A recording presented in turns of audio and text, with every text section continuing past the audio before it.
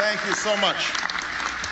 Thank you to Al and to Ann, to Your Eminence, to Governor Patterson and Mayor Bloomberg, to Senator and Mrs. McCain, to my wonderful colleagues, Senator Clinton and Schumer, to all the distinguished guests. There is no other crowd in America that I'd rather be palling around with right now.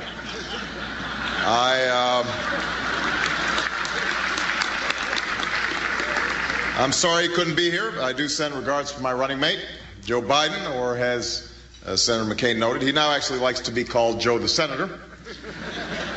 I was thrilled to get this invitation, and I feel right at home here because it's often been said that I share the politics of Alfred E. Smith and the ears of Alfred E. Newman.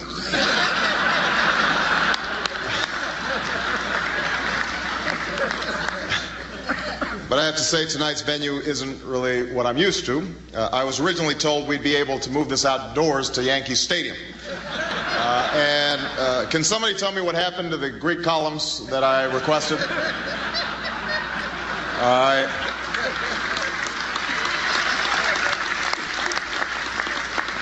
I do love the Waldorf Astoria, though. You know, I hear that from the doorstep, you can see all the way to the Russian tea room.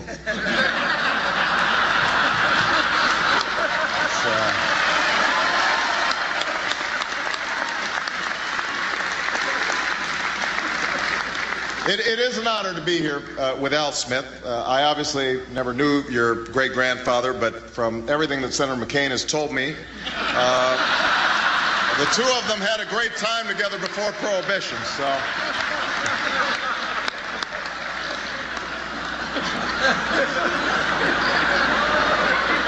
Wonderful stories.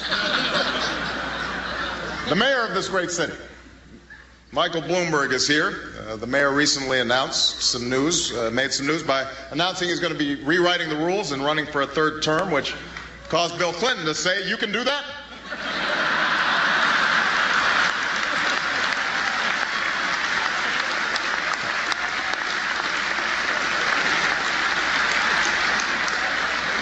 The president's better half, Senator Hillary Rodham Clinton, is also here. I'm glad to see you made it, Hillary.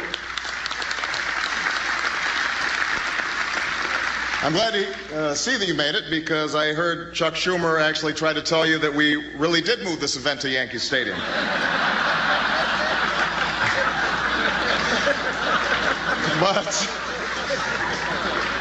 But I'll tell you all from personal experience, Hillary Clinton is one of the toughest and most formidable presidential candidates in history. She's broken barriers.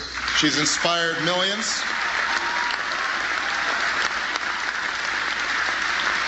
She is the primary reason I have all this gray in my hair now.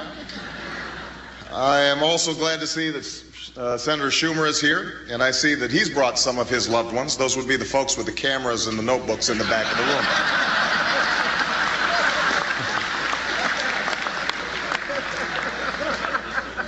Of course, I am especially honored to be here tonight with my distinguished opponent, Senator John McCain. I think it is a tribute to American democracy that with 2 weeks left in a hard-fought election, the two of us could come together and sit down at the same dinner table without preconditions. Now, recently, one of John's top advisors told the Daily News that if we keep talking about the economy, McCain's going to lose. So tonight, I'd like to talk about the economy.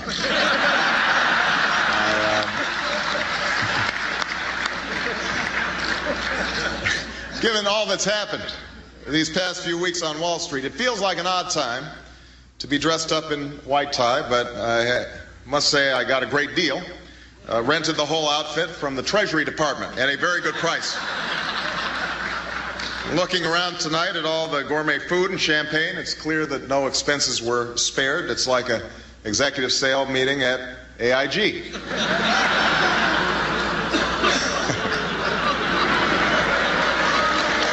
But I don't need to tell any of you that it's been a scary time on the stock market with people losing their investments, their entire fortunes. It's gotten so bad, Bloomberg now has to take the subway. And while the collapse of the housing market's been tough on every single homeowner, I think we all need to recognize that this crisis has been 8 times harder on John McCain.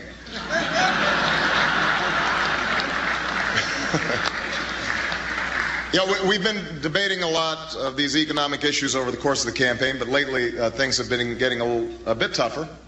In the last few weeks, John's been out on the campaign trail and asked the question, who is Barack Obama?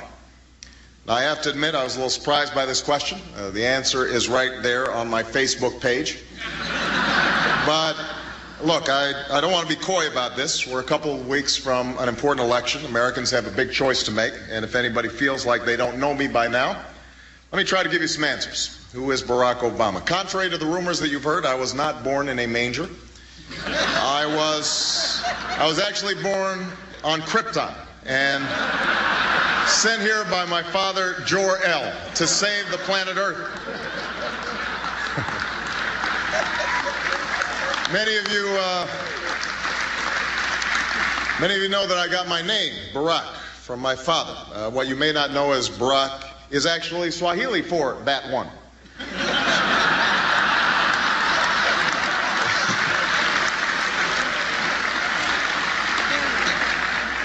And I got my middle name from somebody who obviously didn't think I'd ever run for president.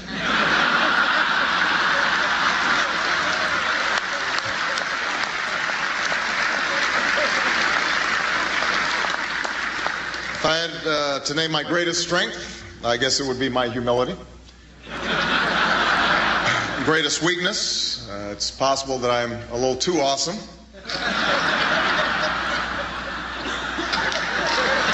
One other thing, I have never, not once, put lipstick on a pig, or a pit bull, or myself. Rudy Giuliani, that's one for you. I mean,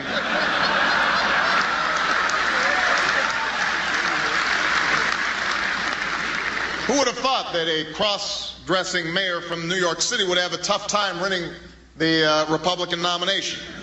It's shocking.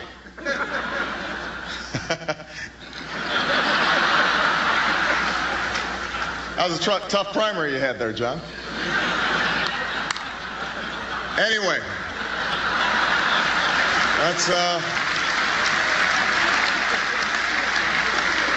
that's who I really am. But in the spirit of full disclosure, there are a few October surprises you'll be finding out about in the coming weeks. First of all, my middle name, it's not what you think. It's actually Steve. That's right, Barack Steve Obama. Here's another revelation.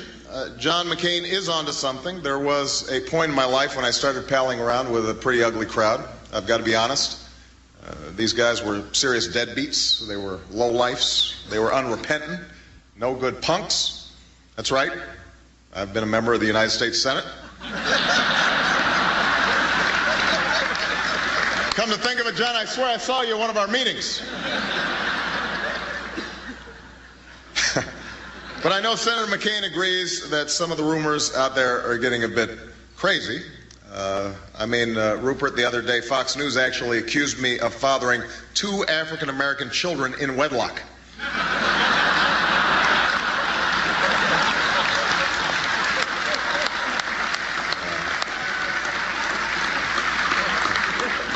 By the way, John, I'm just curious, is Fox News included in the media?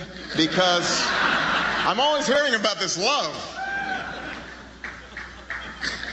Just curious. Then at one of these campaign rallies, someone in the crowd started yelling, "Nobama," announcing to everyone in the room that I shouldn't be the Democratic nominee because there were far more qualified candidates. I really wish Joe Biden hadn't done that.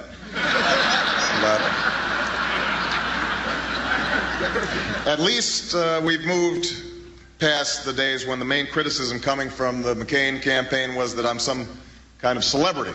I have to admit that really hurt. I got so angry about it, I punched a paparazzi in the face on my way out of Spago's. I'm serious. I even spilled my soy chai latte all over my Shih Tzu. It was really embarrassing.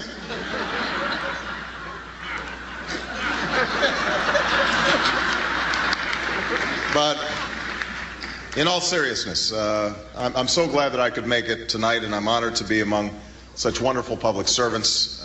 I want to especially say a word of thanks to Senator McCain. We are in the midst of a tough battle right now, and American politics at the presidential level is always tough. But I've said before, and I think it bears repeating, that there are very few of us who have served this country with the same dedication and honor and distinction as Senator McCain, and I'm glad to be sharing the stage with him tonight as I am during the course of this nomination.